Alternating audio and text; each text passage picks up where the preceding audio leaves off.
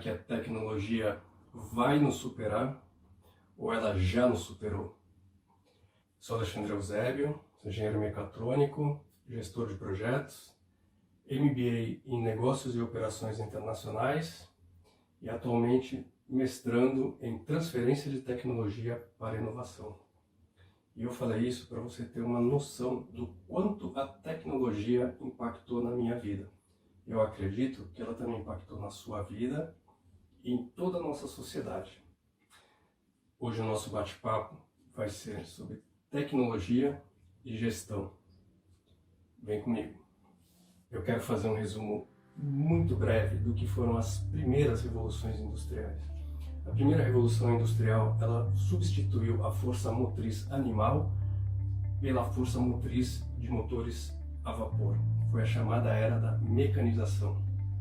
A segunda onda veio com a padronização dos processos de manufatura, permitindo produção de mercadorias em larga escala, diminuindo assim o custo e aumentando a produtividade.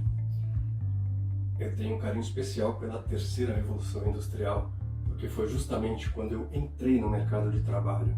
Naquela época, as linhas de fábrica estavam recebendo e substituindo o homem nas tarefas repetitivas por robôs.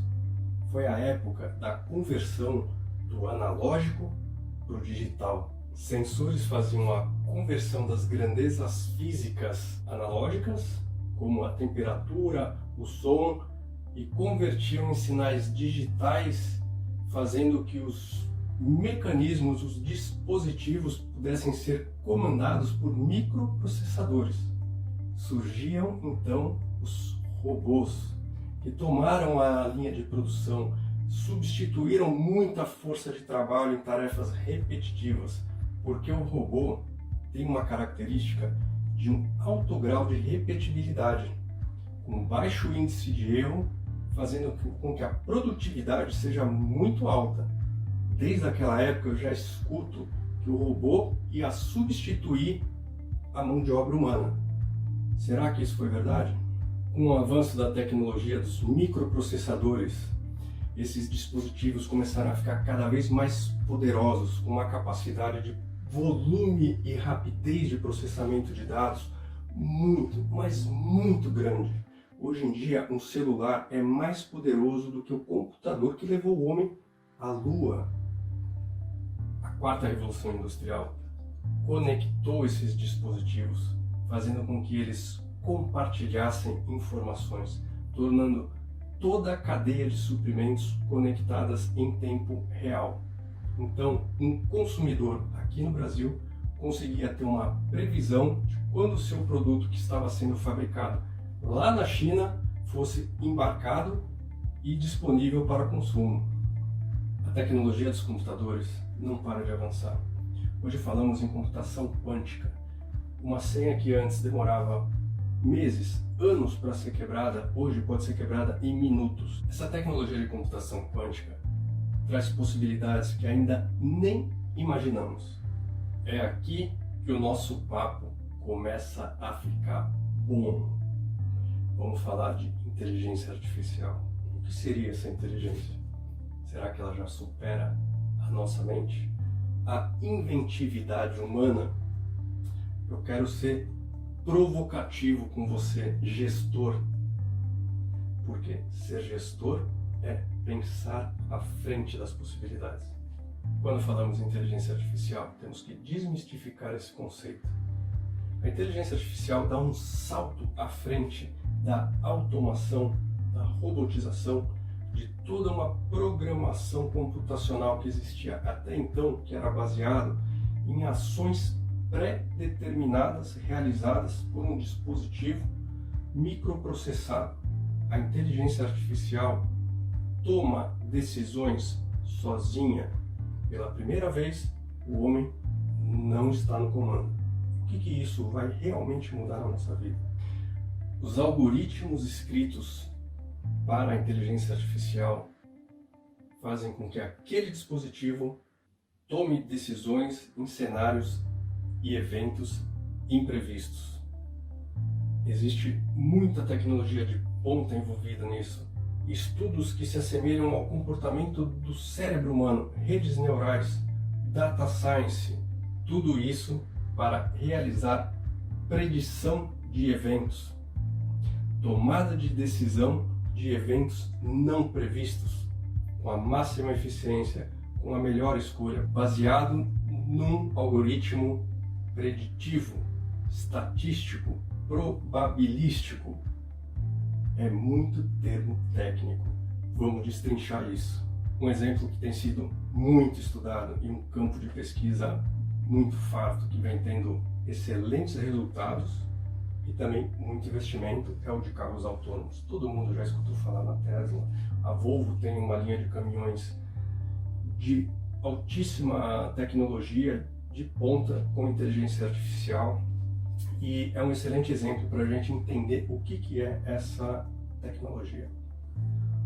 O carro totalmente autônomo ou semi-autônomo se conecta com todo o ecossistema à sua volta, com outros carros, com outros dispositivos da via, semáforos, estradas, sinalização, GPS, tudo isso para condução e tomada de decisão. Mas agora chega a parte legal do desafio da inventividade humana. E eu vou falar para você por que o automóvel traz não só benefícios, como desafios para os programadores desses algoritmos. A Tesla, em 2016, quando estava lançando o seu modelo 3 e programando o seu algoritmo, ela se deparou com algumas questões morais em relação à tomada de decisão daquele carro autônomo. Devemos lembrar que os dispositivos dotados de inteligência artificial estão no comando. Eles tomam as decisões. Surgiu então uma discussão fruto de estudos muito profundos sobre as questões morais da inteligência artificial tomando decisões pelo ser humano.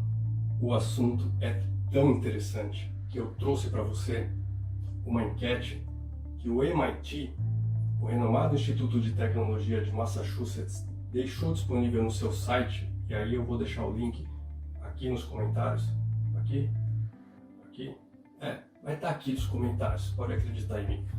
Entra lá, é um desafio que eu te faço. É muito interessante. O que eles fizeram? Eles pegaram um website e colocaram naquele website questões morais para que o ser humano indique o que eles acham da tomada de decisão frente a essas questões que os carros autônomos possam tomar. E eu vou dar um exemplo para você ver como o assunto é delicadíssimo. Imagina a seguinte tomada de decisão de um carro autônomo. Eu atropelo o pedestre idoso ou a criança? De quem eu desvio primeiro? O carro deve desviar do pedestre e colocar o passageiro em perigo? Ou ele deve desviar do pedestre e colocar o carro ao lado em perigo? Ou ele não deve desviar de ninguém e colocar em risco o próprio passageiro? Entendam como essas questões são delicadas. E o ser humano passou de condutor a passageiro. O ser humano no comando. E aí vamos falar um pouquinho dessa questão. Eu quero analisar junto com você esse exemplo do carro autônomo e como ele pode ser usado no nosso dia a dia, dentro da empresa e nas nossas relações de trabalho com a tecnologia e os colegas de equipe. Veja bem, o automóvel por si não é uma criação. O automóvel é simplesmente uma inovação, um desenvolvimento de um dispositivo que já foi a tração animal. A primeira coisa, a primeira dica que eu dou para vocês é a seguinte: vamos dividir, vamos conhecer o conceito do que é tecnologia e funcionalidade. O carro cumpre a mesma função desde que ele era puxado por animais. O automóvel cumpre a função de transportar. Não importa se o automóvel é puxado por um animal, se ele é um Fórmula 1 ou se ele é o carro do Flintstones. Lembra da perninha? Ele cumpre o mesmo papel, transportar. A primeira dica: tecnologia é meio. Tecnologia é meio. tecnologia não entrega funcionalidade. Eu, gestor, tenho que usar a tecnologia para criar, entregar valor para o meu cliente, para a minha companhia, para a minha equipe de trabalho.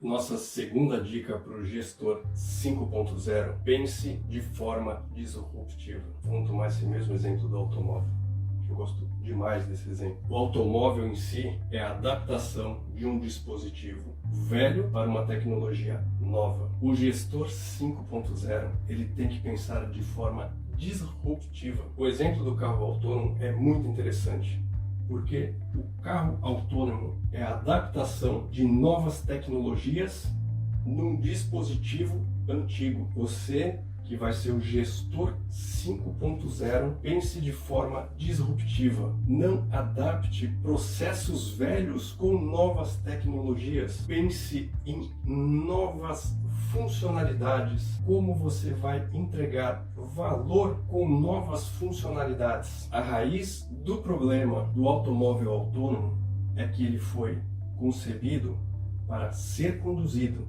e não para conduzir. Entendem o que é o problema de adaptação de uma nova funcionalidade num dispositivo velho? Pensar novo, pensar fora da caixa, pensar em novas funcionalidades e processos. Esse é o seu desafio. Inventividade humana não será superada pela máquina. Todas essas informações que eu trouxe para você não são informações motivacionais. O ano passado, eu tive a oportunidade de fazer um curso na Harvard University sobre empreendedorismo e inovação. Estou trazendo para você o estado da arte no assunto. O gestor 5.0 deve focar na funcionalidade e não na tecnologia. Eu vou falar uma coisa para você. Você que persegue a tecnologia, você que vai dormir preocupado em estar atualizado, esqueça isso. Todos os dias, na hora que acordamos, já estamos defasados em relação à tecnologia. Mas não importa. A inventividade humana supera a tecnologia. Ela é apenas um meio. Me ocorreu um exemplo que eu adoro.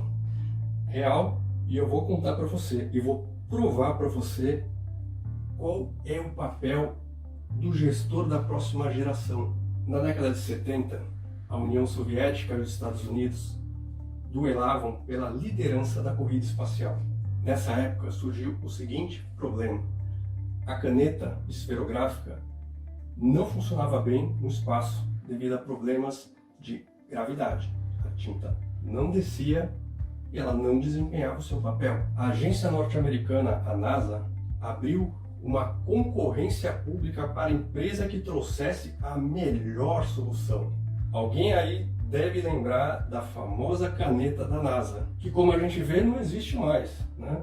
Ela surgiu, ela existe, ela escrevia no espaço. Aquela caneta, se vocês procurarem a história da caneta da NASA, ela custou alguns milhões de reais, ou melhor, de dólares. Agora é a hora que eu provo para você que o foco do gestor está na funcionalidade. Sabe qual foi a solução da Agência Espacial Soviética?